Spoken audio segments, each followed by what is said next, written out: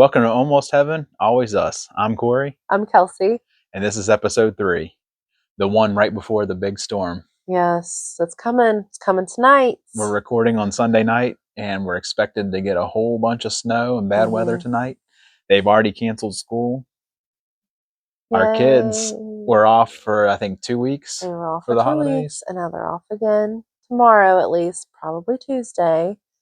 And then if they do go, don't they have off Thursday as well for, what is that? It's like a holiday, something's going on. That is Jimmy Carter's funeral, but I don't know yet. I think they said that they were going to do whatever the public school did. So we're kind of waiting to see. All right. Well, either way, it's going to be a short week for them, I believe. The kids, they're excited that they're of course. off. They get an extra day home, and at least they didn't have to go back for a day or two and then get off. It's just an extended break. Yeah, good for them, enjoy that. I guess.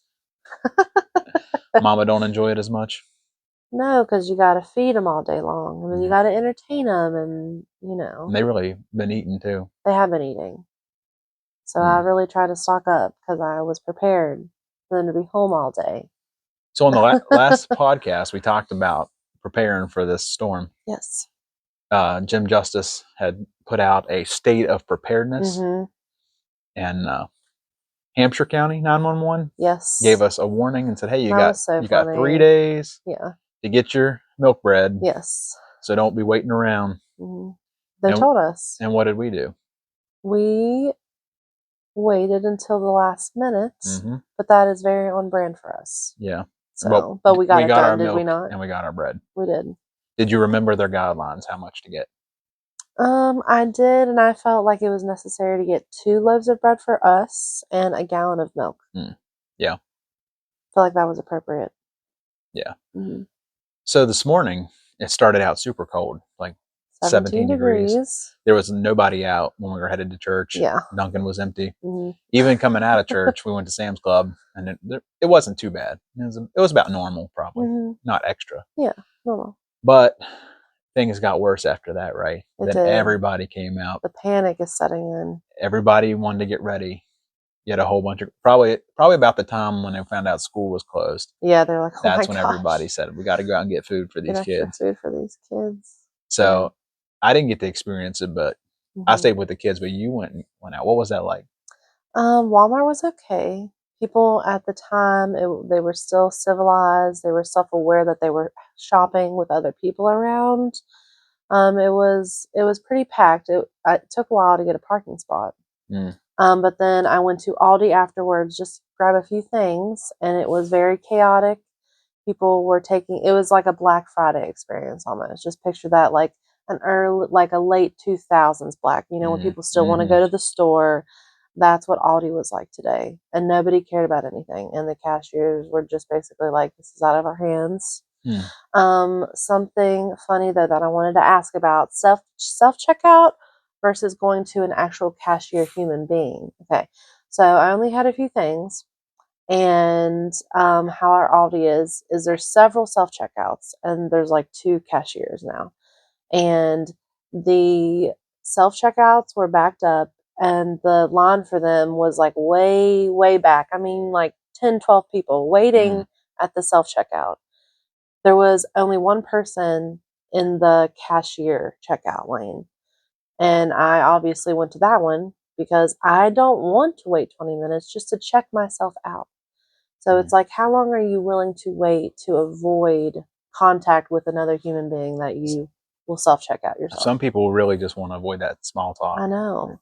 They hate that awkward small talk. He clearly didn't want to talk to me, and I was fine. So, I mean, he was just getting through the day. But, today would have been an easy one to have small talk. Be like, man, it's cold out there, isn't it? Yeah, it's getting crazy in here. How about all these people that came out here last minute?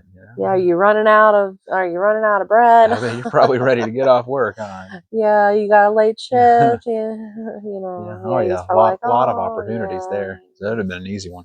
Oh yeah, I'm sure he would have been chatting me up. Right, throwing one of those at him. Oh yeah, absolutely. So you made it out. Yes. It reminds me a little bit of an experience we were talking about the other day. What was that about? A Trashy Goodwill? Trashy Goodwill is different from regular Goodwill. Okay, Trashy Goodwill is the Goodwill outlets that has the bins. And it's rows and rows of bins that are similar to dumpsters. And everything is thrown into it. You'll find Legos with like a kitchen knife or, an old typewriter with like a brand new pair of Nikes. You never know what you're going to get. But I found a really cute pair of like brand new baby Uggs. And they were so freaking cute. And I put them in my cart. And I stepped away from my cart for a moment and someone had stolen them. Wow. That's happened to me one other time with shoes. Because that's like a big thing at Goodwill. Everybody's looking for the shoes. So they were stolen, and I was very upset. There's no rules in Goodwill, is there? There's not. In Trashy Goodwill. There's no rules. Not. That's the Wild Wild West. Yeah, talk about a Black Friday experience, but just constantly. What's it like when they bring out the new bins? The new bins, they bring them out like every 20 to 30 minutes. So they'll bring out a whole new row, and they ask everyone to stand back before they lose their freaking minds. So, okay, everyone stand back while we bring out these bins. And people are like walking around the perimeter of the bins trying to scope out which bin they want to get. And once they're like, okay, everyone go, like, they're like, oh my gosh.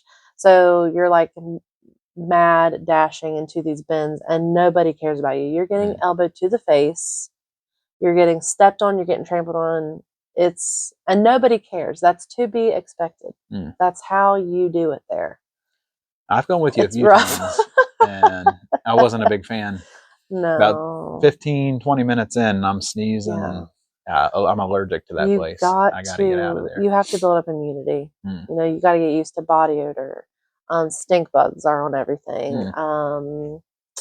What else? Cigarette smoke. Just the typical things that you would find in a dumpster. And sometimes you find like undergarments in there, right? Yeah, like ones that are used. Someone took off of their body and directly put into the donation. Like bin. Obviously used. Like sometimes there's some remnants. Yeah. Yeah. And that's just the sacrifice of going there. Yeah. But you find good things. You have found a lot of good things. Dig through that stuff to get the good things. That's absolutely true. I do good there, and I love it. Well, as long as you love it. I will not be judged. Well. So did you get us a lot of snacks for the snow day? I did, because I feel like for a snow day, you need some snacks. Because what else are you going to do? Pour a bowl of milk and dip your bread in it? Right. Anyway. Luckily, at least we can get some snow ice cream. Should be plenty of opportunity for snow ice cream. Yes. I wonder how many people have had snow ice cream. It's really good. And it's so easy to make. Did you eat it a lot as a kid? I did. Mom would make it, and she did really good. But she would always say, and I doubt that this is true, I've never heard it, and she was a nurse. So I don't know if this was a health hazard or if she's just making it up because she didn't want to make it for us. But she would always be like, oh, you can't make it the first time it snows. I'm just like, Mom, that's like, there's like the first snow is poison or something. Like, I know we're children, but this isn't making sense. But yeah, whenever I was shopping, I was glad to see that people were like getting snacks. Like I saw a lot of people getting popcorn and just like chips and stuff. And I heard several people say that comment from that popular video of that old woman that's like, eat a lot of bread and get all fat and sassy. I heard, so I didn't tell you that. I heard funny. So many people say that. I like that. Like that's cool. That's what you're supposed to do during a snowstorm, Absolutely. Today we're talking about the opposite of Goodwill. Talking about millionaires. Millionaires. Did you know that in the early 1900s, West Virginia had the most millionaires per capita in one town? I would never have guessed that. I'm talking Bramwell, West Virginia. Bramwell, West Virginia, down in the south, almost as south as you can get, just a few miles from Virginia, close to Bluefield, in Mercer County. Mercer County, West Virginia. That's right. Wow. A town right now that has 400 people, but at its height had 4,000 people. Oh my gosh, 400 people? 400 people, only 10% seems so small. of what it used to have. Yeah. But out of those 4,000, they had 14 to 19 millionaires. Oh my gosh. The number's a little disputed, but everybody agrees it was at least 14, possibly 19. Wow, that's wild. To give you some perspective, in 1900, $1 million versus what you versus today's money, that would be equivalent to about $37.5 million. Oh my gosh. That's only if the person was a millionaire. Most of these people were multi-millionaires. So we're talking in today's money, hundreds of millions of dollars. Wow. So you're probably thinking, how did one small town end up with so many millionaires living so close together? Tell me so I can do it. So it's a well, I don't know if it's something that can be duplicated again these days. Different times. Yeah. But a very interesting story. And of course, it all centers around coal. Let's hear it. Yep. I've got it here in a little book I found called Curiosities of West Virginia. Is how I first found out about it. But I did a lot of research after reading this because I wanted to get more details. So I looked through quite a few sources. I'm going to try my best to remember them, but I got a few of them on here to bring it up. But here's how it starts. And I think this is pretty neat. One of the coolest parts. They had so many millionaires that their high school mascot was the Millionaires. So, I mean, imagine you're playing them in sports and the team you're playing against is the Millionaires. It's like they're paying the refs. I would assume they're paying the refs. Yeah. I'm like, you're not going to win that game. Does it tell you what the mascot looked like? No, there's no pictures, unfortunately. We could probably find that. We'll try to look. I would love to see what that mascot What does the millionaire look like? Does he have a top hat? Because we're talking the 1900s, right? So probably like Monopoly Man. Yeah. Maybe. Does Monopoly Man have a monocle or no monocle? I don't know. What is that called? That's a Mandela effect. A Mandela effect. I want to say that he does, but I'm not sure. I'm not sure either. I think that he does, but I remember that he does, but I feel like because of the Mandela effect, he doesn't. Anyway. Yeah, I just wouldn't trust playing a team called the Millionaires because you know those refs are going home and they're eating well that night, right? Yeah, for sure. When there's that much money floating around, that team's probably not losing. Yeah. Right? Anyway, so this Mercer County town lies along the horseshoe bend of the Bluestone River and had America's densest per capita population of millionaires. Wow. Yep. The town's wealth was traced back to the discovery of the rich Pocahontas coal field. Not to be confused with Pocahontas County. We're talking Pocahontas, Virginia, a few miles away. Is the namesake there. They're calling this the Pocahontas coal field. It had seams measuring 13 feet thick. And when it was discovered, that spurred a stampede of coal operators, miners, developers, and entrepreneurs into Mercer and McDowell counties. Oh, McDowell. Among them was New York civil engineer Joseph Bramwell. Okay. Am I still saying that right? Bramwell. Yeah, Bramwell. I believe. Yep. Yes. Now, I read on another source that he is from Virginia, from Stanton, Virginia. Actually spent a good bit of time there as a kid. Or I was there a few times anyway. Well, probably a dozen maybe. Yeah. Because my dad's second wife lived there. Yes. So we would go visit her. I think when they weren't married, after they divorced, before they divorced. I don't know. It was a messy history, but somewhere in there. Yeah, I think. Yeah. You spent time there. Yeah. And that's all that matters here in this story. And may she rest in peace. Yeah. She passed many years ago, but she was all right. That's going to come across as bad, isn't it? If you knew, it wouldn't be Let's bad. just move on. Okay. Anyway, so Joseph, he's kind of the man, all right? He comes in and basically, he comes in for engineering. He's surveying the land. That's what brought him there. But he ends up being the postmaster. He ends up working in real estate. He ends up being a president for the bank. I'm getting ahead of myself a little bit, but basically he's the man, okay? So he comes in and they design this whole town basically to be for rich people. Yeah. Like he didn't just move into an existing town. This is a created town created for this coal boom. Yeah. That's okay. wild. So the streets were laid out and they have an attractive riverside setting. They divide this riverside setting into lots for homes, attracting newly arrived coal company officials. So lots of other millionaires. Soon the town became known as a haven for the area's have-it-alls. This is by 1885. At least 14 millionaires made their home by 1900.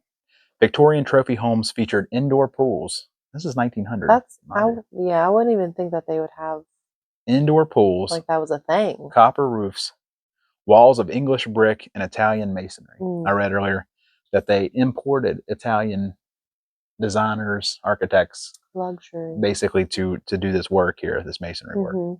They had 14 passenger trains come daily, and these trains would bring home furnishings imported from overseas. Oh my god! Home furnishings, gourmet food, consumer luxury items, and get this one I think is really interesting.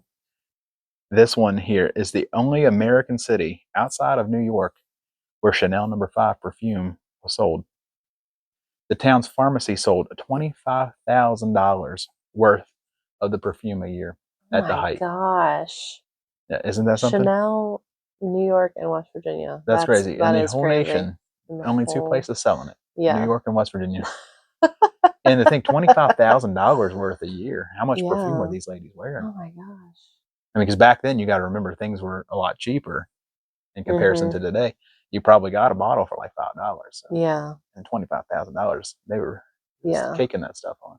Oh my gosh, it's like me with my Marc Jacobs that you always give me. Absolutely. Yeah, love that. You know, these ladies, they wanted to keep up appearances.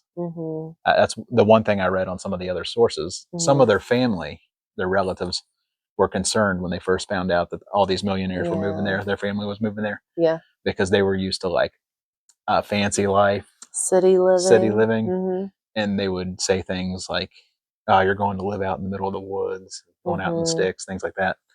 So I think these people wanted to keep up appearances. Yeah. So they built these obviously very fancy houses with pools. And, one I read in particular had a 3-story house, and the wife requested that the top story be dedicated to a ballroom, just to throw fancy events, things like that. That would be me. Yeah. So they had to keep it up, even though they're in the sticks of West Virginia. They're fancy people. And obviously, whenever you have all these people in there, you have to have other structure of society. And there you have to have doctors, lawyers, the pharmacy. Everything that makes a town. Everything. So the other 4,000 people in the town were obviously affected by the wealth of these millionaires. Everybody's, the money's staying in town mostly. That's the one thing I like about the story. Usually you hear about that. The people will come in, the rich, the owners, and extract money out, take it out of state. So I like that they kept it in state and that everybody benefited from it. Yeah. At least for a while. Things take a dark turn later on. We'll get to it. But this is at the height here we're talking. It is believed to be the first city to make use of electric streetlights. Oh my gosh. Had its own water, electric, and telephone companies operating by the opening years of the 20th century. In West Virginia or the nation? I wonder. It says the first U.S. city. Oh my gosh. Yep. So who would have thought our little backwoods state would have had all these millionaires, and that's wild. And it was the coal. The coal was doing it. At its height, they had 100,000 miners working there for the coal company. There was four major coal companies in the area, and we're doing over 100,000 ton of coal. And things went well until the Great Depression. When the Great Depression came, it took out a lot of them. Took out a lot of the wealth. A lot of them lost pretty much everything. And that was so sad. The beginning of the end for them. By the 30s and 40s, most of the coal mines there had shut down already. And, things just fell apart. But there's still remnants today because the houses were so well made that you can still see them today. Oh, yeah. Private that would owners be really cool, own them today, but they've kept up with it. In fact, they do tours there. It's pretty cool. I want to do a tour. Yeah. Well, we just missed one. They did them in December. Yeah. And the next one is? The next one's in May. May. We can do that. We could possibly do May. Let's try to do it. Do it for the pod. Yeah, that'd be pretty cool. We could go down there and do a whole episode and just kind of walk around and do videos and things. It's a little bit far for us. It's about as far as you can get, actually, for us in West Virginia. Staying in West Virginia, because it's all the way down south. It's it's about 4 hours for us. Which that's not bad. I'm just saying. Yeah. In West Virginia, it's about as far as you can get for us. Yeah. I mean, we've drove 4 hours. We've drove from here to Huntington was 4 hours. We haven't been to that part of the state. I haven't. Have you been to that area? That far down? I've gone through that area before, but it's been a while, and I definitely didn't visit. But yeah, I'd like to. The town's train station has been converted into a museum and offers visitors a glimpse of what it was like in its heyday. Located about 8 miles north of Bluefield and in Mercer County. Wow. So that is all from the book. So in some of my further research, I found another article that I want to share a little bit with. This just sheds a little bit more light on Bramwell himself. He's a pretty interesting man, a hustler, right? So he comes in and he's doing all this stuff. He's starting a postmaster. He becomes president. What is a postmaster?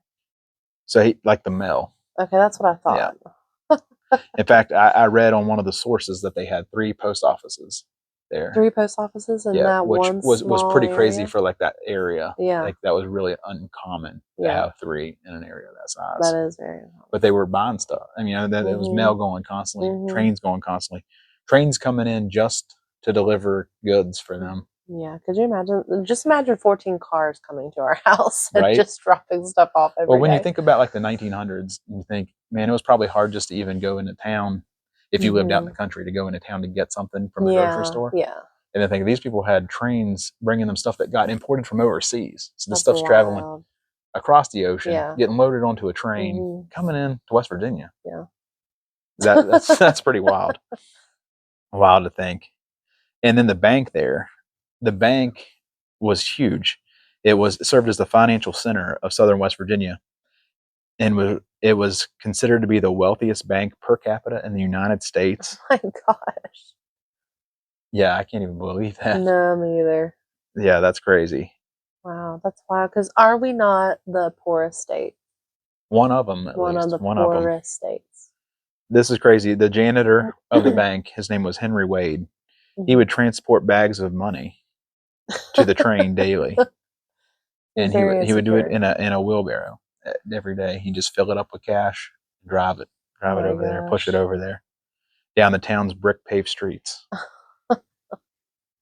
Yeah, that's pretty cool. Him in the wheelbarrow, like bumping on the street, just him and his money, trying to make sure it doesn't fall out.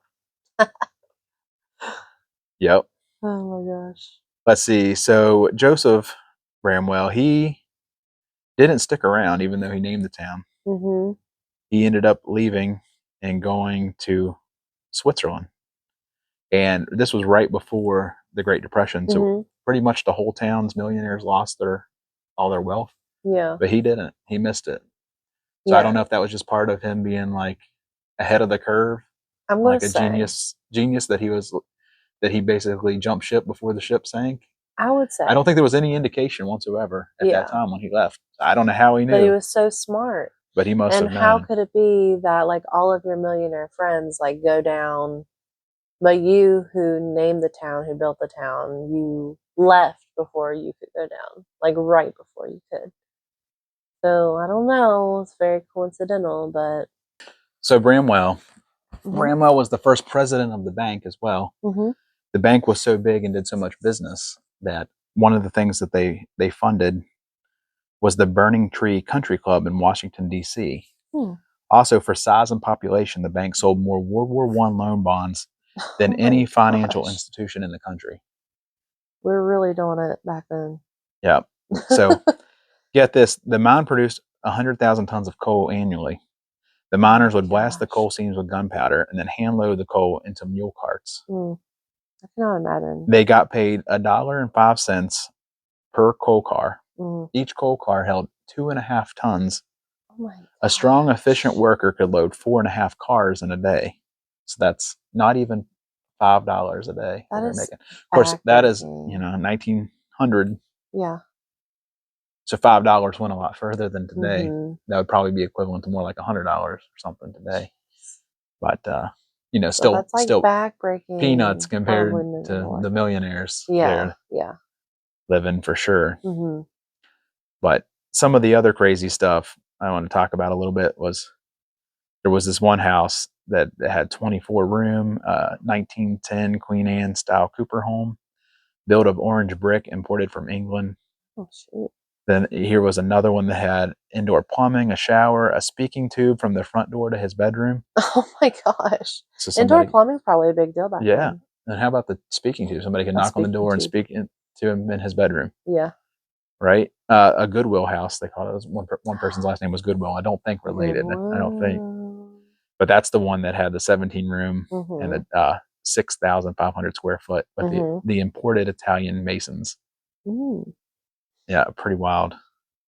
One house had a front porch that followed the river. It was on the river, and it followed the shape of the river. Across the river, he built a playhouse for his kids. They called it a playhouse. It was the size of a regular person's house, and it was his kids' playhouse.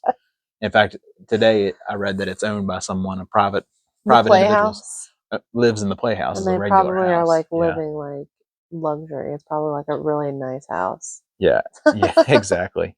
It says here that most of the people that live there today try to preserve the look and feel of that time, and the people that are doing the tours in May. So the look and feel is probably better than what like our today look and feel is. Yeah, and the one guy I read on here, he had houses in Florida, houses on Massachusetts in the Bay. He had a house in D.C. that became the embassy, the Turkish embassy. That's how big his house in DC was. How does that come about? So, how does that? So because like, turn this guy's house into the this stuff was embassy. Before he was in Bramwell, so that's why when he got to Bramwell, he's like, "Well, we're used to living this life of luxury that I got to have the ballroom up top." Yeah. And like we said earlier, the ladies had to keep appearances for their because their families were doubting them, so they're importing the Chanel No. 5. They're having the ballrooms, all that. But so. Bramwell, he gets out of there right before the Depression. Everybody else takes a big hit. Ultimately, the mine shut down in the 30s and 40s. West Virginia gets a big hit. By the 40s, the all 4 of them were pretty much done. And that's pretty much it. That's pretty much it for Bramwell. And now today they've shrunk down to 400, like we said, 10% of what it was like at its heights. But that's a crazy little story that I feel like a lot of people don't know. I'm sure. I've never heard that. West Virginia Millionaires. Wow. Has anybody heard it? Leave it in the comments. This is brand new information to me. Yeah. So while we're talking about finances, I read an article this week that I thought was pretty neat. It was talking about the income and individual needs to live comfortably in each state in the nation. And where do you think West Virginia ranked? Low. Yeah, so that's a good thing. That's a good thing. It's saying low is a good thing. So West Virginia was the lowest out of the 50. Yeah. And so what they're saying is this is what you need to make for one person, a single person, to live comfortably. So however they define that. Yeah. But anyway, in West Virginia, the amount was $79,000. Wow, for one person. For one person to live comfortably. That's what they're saying. So like not paycheck to paycheck. You have some spending money. Yeah, I think so. Some spending money. You have a financial nice place to live. All right. Now, just to give you like the range, so California was the most, had 114. New York like 112. Now, the states that border us, the highest was Virginia at 100,000. Oh my gosh. And a single one person needs 100,000 needs to live there. Yeah. Pennsylvania 91, Ohio 81, Kentucky 81, West Virginia 79. So not really that different from Ohio and Kentucky. Just a couple $1,000 difference there, but yeah, I don't know. What do you think? Is that sound accurate to you? You think? I guess. I feel like if I was single, I could probably do with less. Yeah, that still be comfortable. Yeah, so I guess it just depends on what they are calling comfortable. Yeah, like who's writing this. Of course, it varies wildly too, even within the state. From county to county, and if you go into a city versus. I know it's like get that as an individual and come to like Morgantown or Charleston or Wheeling, and then or the Eastern Panhandle, because I think Maysville, the Eastern Panhandle is probably pretty expensive now because you're getting a lot of like that DC traffic and things like that. Yeah. So it really depends on where you're living in the state. But I did read in the comments a lot of people are moving here to homestead, so they're trying to get big pieces of property like 80 acres, so they can be away from people. They're usually coming from like a city or somewhere where there's a lot of people. And one of the deciding factors is not just how much it costs to live in West Virginia or how much the land costs, it's the taxes, the property taxes. Yeah. So even if you had a comparable pieces of property about the same price in another state, but they're paying way more in property taxes. So that was one of the factors that I read for a lot of them. Especially if you don't have ties to any of the surrounding states, obviously. Yeah. And then the one I read, they said their nearest neighbor was a mile away. So that was one thing they liked. Their homestead, and they're not trying to come out much. Yeah. They had a job where they were working from home. Probably got Starling. Yeah. Working doing from a lot home of and self-sustaining. Exactly. Yeah. So don't really need to come out much because it's probably not a super easy place to get in and out of, but I know, that's what they want. Like in wintertime. Yeah. Get your own little plow or four. Yeah. That's pretty cool, I thought, It is. So yeah, that's how my grandparents were. That's West Virginia. We are the cheapest place to live, apparently, according to the study. Yeah. All right. So we got a couple of comments from the last podcast. I got a text from your brother. Yeah. And he told us, he said that we were sleeping on, what was it? No, I'm forgetting. He said Go Mart. Sleeping on it already. Right? Go Mart. Go Mart. Is that what it is? He said, you all are wrong about the gas stations. You're sleeping on Go Mart. That's West Virginia's gas station. Oh my gosh. I would never. Go Mart's not even like on my mind. Yeah, it's just not. There's none convenient to us. So we're not thinking about it. I couldn't even remember right now. I know. I'm sure it's a fine gas station. It's just not our gas station. It's no Sheets. It's no Sheets. Come on, Sheets has it all. Clean bathrooms most of the time. He's down there in Elkins, and he's running a business, and he's probably busy right now. He might be out right now. He was in the group chat earlier, just saying he's got his salt ready to be laid down. He's got his plow ready to go. Because Elkins gets hit pretty good. They've gotten hit several times already this winter. So, but yeah, he owns his own business. Shout out to his business. Yeah, the real McCoys. Very proud of him. So if you live in Elkins area, yeah, get him. He's good. He's a good guy. Oh my gosh, he's such a good guy, isn't he? Wonderful guy. He's wild though. I can't. He's gonna come on. He's gonna come on a podcast. Then you'll get to see the elusive Jacob. There you go. Was there anything else that you wanted to hit today? I don't think so. That pretty much sums it all up. Huh? Yeah, I think so. Yep, the West Virginia Millionaires and the Big Storm Part 2. Yeah. I guess we just got a sample here the last couple of days. Not really a Part 1, just a sample. I'm not ready for the real thing though. The real thing's coming. Right? God help us. Pray for us. Did I say that Jim Justice declared a state of emergency? I can't remember if I said that or not. No, I know we talked about it earlier. But yeah, he did. So it's real. We've gone to a state of preparedness, to a state of emergency. Even Chick-fil-A delayed opening tomorrow morning. I saw until 10:30. So then you know it's real. Man, I was really wanting to. If they're not opening up for the people. Well, if you guys love West Virginia as much as we do, because we love West Virginia a lot. Yeah, we do. And thank you for everyone who's viewed and commented and messaged us. It's very encouraging. Yeah, we got a few like individual messages, right? Yeah, more than like the social media stuff. Yes. That's cool. Super nice. That's cool too. But yeah, if you love West Virginia as much as we do, then tell your friends, tell your neighbors, share it on social media. We've got YouTube and Spotify going right now, and Facebook and Instagram. Is more of the social side, not really the videos. Yeah. Yep. All right. We'll see you next time. Bye.